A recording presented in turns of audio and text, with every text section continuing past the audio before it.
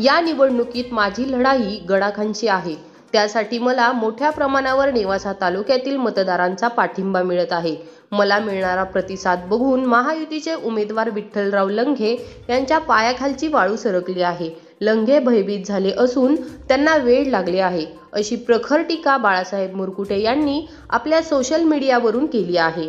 यासाठी लंघे आपल्या विरुद्ध अपप्रचार करून मी उमेदवारी कायम ठेवण्यासाठी गडाखांकडून पैसे घेतले किंवा मी या निवडणुकीतून माघार घेऊन त्यांना राजकीय पाठिंबा जाहीर करणार आहे, अशा प्रकारच्या अफवा पसरवित आहेत। त्यांच्या या भूलथापांवर मतदारांनी मुळीच विश्वास ठेवू नये, असे आवाहन देखील मुरकुटे यांनी केले आहे। 1921 मतदारसंघामध्ये मी प्रहार जनशक्ती पक्षाकडनं बॅट चिन्हावरती निवडणूक लढवत आहे आणि माझे जे विरोधक आहेत, ह्या दोन्ही विरोधकांकडनं अपप्रचार केला जात आहे।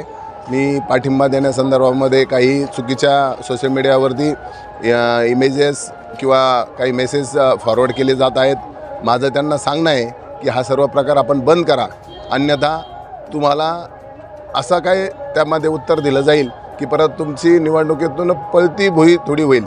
मी कार्यकर्त्यांच्या या सर्व पाठिंब्यावरती या मतदारसंघामध्ये प्रहार जनशक्ती पक्षाकडनं उमेदवारी करत असताना मला वाढता प्रतिसाद, जनतेचा कौल आणि जनतेने निवडणूक हाती घेतल्यामुळं विरोधकांच्या पायाखालची वाळू घसरत आहे। आमचा प्रतिस्पर्धी आज गडाख आहेत। गडाखांच्या विरोधामध्ये एकास एक ही उमेदवारी लढाई होत असताना तिसरे उमेदवार जे आहेत हे भयभीत झालेले आहेत आणि त्यांना वेड लागल्यासारखं ते कुठल्याही चुकीचे मेसेजेस माझ्या विरोधामध्ये पसरवत आहेत। माझं सर्व या विरोधकांना सांगणं आहे की हा प्रकार त्वरित बंद करा।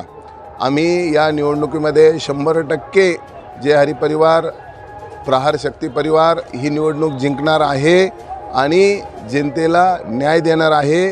जनतेमध्ये जे भयभीत वातावरण, दहशत, दादागिरी, शेतकऱ्यांवरची अन्याय, हे सर्व जे काय खुंटलेला विकास नेवासाचा, या सर्व प्रश्नासंदर्भामध्ये जनतेने ही निवडणूक हाती घेतलेली आहे। हिला आता कुणीही रोखू शकत नाही आणि म्हणून मी या व्हिडिओच्या माध्यमातून आपल्या सर्वांना, मतदार बंधूंना विनंती करतो की हा अफवावरती कुठेही विश्वास, भरोसा किंवा लक्ष देऊ नका। जय हरी।